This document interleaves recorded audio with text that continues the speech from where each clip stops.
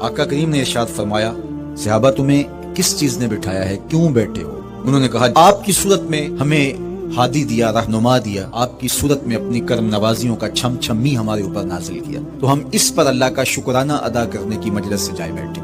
تو آقا کریم نے ان سے جو سوال کیا وہ سنیے، اس پر تم اللہ کی قسم اٹھاتے ہو، تم اسی لیے بیٹھے ہوئے ہو؟ انہوں نے کہا ہاں ہم اسی لیے بیٹھے ہوئے، ہمارے بیٹھنے کا کوئی اور مقصود نہیں۔ فرمایا تم یہاں بیٹھے تھے، میں حجرے میں تھا، جبریل امین حاضر خدمت ہوئے، فاخبرنی ان اللہ عز وجل یباہی بکم الملائکہ، انہوں نے مجھے کہا محبوب ذرا باہر تو نکل کے دیکھو، آپ کے غلاموں کے اس عمل پر اللہ فرشتوں میں ناز کر رہا ہے۔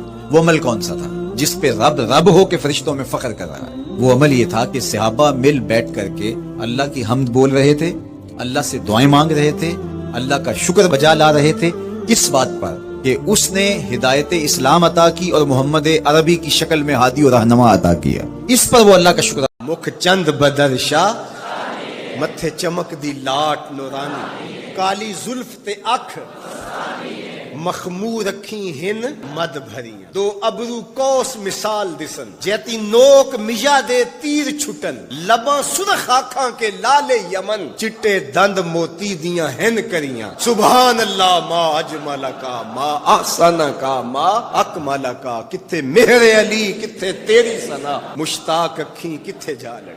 دور موجود یقیناً فتنوں کا دور ہے، اور اس دور کی نشاندہی کرتے ہوئے یہ فرمایا گیا ہے کہ آسمان سے فتنے یوں برسیں گے جس طرح بارش برستی ہے، اور آج ہر طلوع ہونے والا دن ایک نئی فتنہ سامانیہ لے کر کے طلوع ہوتا ہے۔ تو اپنے آباء و اجداد، اپنے مشائخ، اپنے اسلاف، اپنے بزرگوں کی تعلیمات کو مضبوطی کے ساتھ تھام کر کے ہمیں منزل کی طرف آگے بڑھنا ہوگا۔ اللہ کے محبوب علیہ السلام نے جو 3 وصیتیں کی تھی، تو ان میں سے ایک وصیت یہ تھی کہ گناہ تم سے سرزد ہو جائے تو اس کے بعد تم نیکی کرو، جو نیکی ہے وہ گناہ کو مٹا ڈالے گی۔ چھوٹے گناہ سرزد ہو گئے ہیں تو وضو کرنے سے، نماز ادا کرنے سے معاف ہو گئے، صدقہ کرنے سے معاف ہو گئے، باقی رہی بات کہ کبیرہ گناہ، سب سے بڑا گناہ تو شرک ہے، اگر بندہ توبہ کر لیتا ہے تو اللہ شرک کو بھی معاف کر دیتا ہے۔ یہ کتنی اس کی کرم نوازیوں کے رنگ ہیں کہ اس کے حضور جب آپ آ جائیں تو وہ بندے، تو فرمایا گیا حاسبو قبل ان تحاسبو، دنیا میں اپنا حساب لگا لو،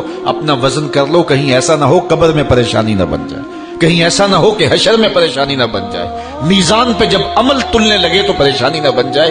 اس لیے اپنے اعمال کو دیکھ لو، تمہیں اچھی طرح معلوم ہے کہ تم کس جگہ پہ کھڑے۔ اتنا عظیم نبی ہے، مجھے بتاؤ اس نبی کا ذکر نہ کروں، گلی گلی چراغاں نہ کروں، گلی گلی ان کے تذکروں کی خوشبو نہ بکھیروں، گلی گلی ان کے نعرے نہ لگاؤں، ان کے نام کی مالا نہ جپوں، ان کے تذکروں کی خوشبو سے مست نہ ہو جاؤں۔ کائنات کے اندر جتنا چراغاں ہے آمنہ کے لال کے قدموں کا صدقہ ہے، ساری روشنیاں ان کے قدموں کے صدقے ہیں۔ اگر وہ نہ آتے، انسان تو ہے کیا؟ تجھے ناز کس بات پہ ہے؟ تجھے کس چیز نے مغرور کیا ہے؟ تیرے پاس ہے کیا؟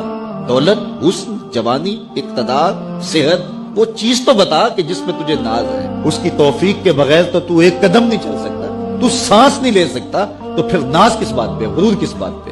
آقا کریم نے ارشاد فرمایا جو اس بات کو پسند کرتا ہے کہ وہ اللہ اور اس کے رسول سے محبت کرے، اور اللہ اور اس کے رسول بھی اس سے محبت کرے، اس کو 3 کام کرنے چاہیے۔ ایک، جب بھی بولے سچ بولے، وَلْيُؤَدِّ أَمَانَتَهُ إِذَا تُؤْمِنَ، اور جب اس پر لوگ اعتبار کر کے اس کے پاس اپنی امانت رکھے تو وہ اس میں خیانت نہ کرے۔ اور تیسری بات ارشاد فرمائی وَلْيُحْسِنْ جِوَارَ مَنْ جَاوَرَهُ، جو نماز سے بھی تہذیب نفس ہے، اللہ سے تقرب حاصل ہوتا ہے۔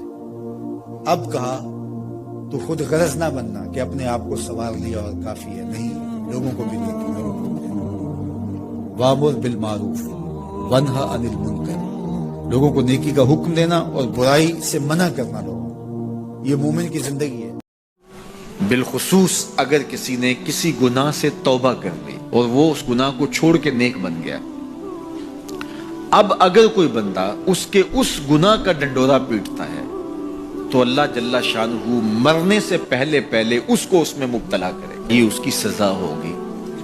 اس کو اللہ نے معاف کر دیا، اس نے معافی مانگ لی، تم کون ہوتے ہو اس کو ڈنڈورا پیٹنے والے؟